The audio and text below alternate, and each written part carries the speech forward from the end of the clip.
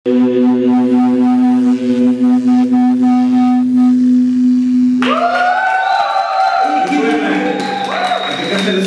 do druhého kola našeho krátkého vystoupení a to předvedeme písničky, které jsme předvedli v různých televizních soutěžích. Jo!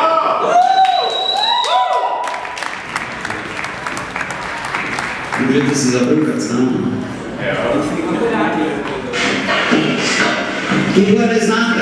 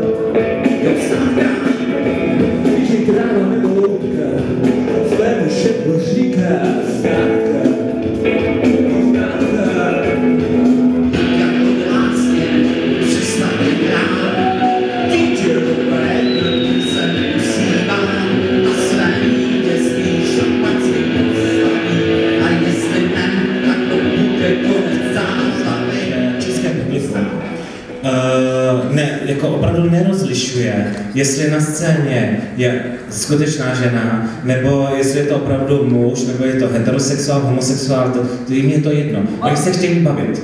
Takže právě to, že travesty by měly dělat jen muži, to řeší pouze transky, ale neřeší to publikum. A takhle se to opravdu vyvinulo díky vlastně i úrovni travesty show, protože myslím si, že v současné době ta travesty show, co se týká úrovně, malinko klesla dolů.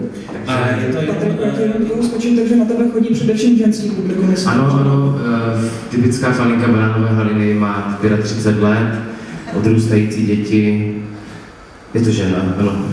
Žena, typická česká řadová žena. A jak často tě taková typická česká 35 může potkat někde?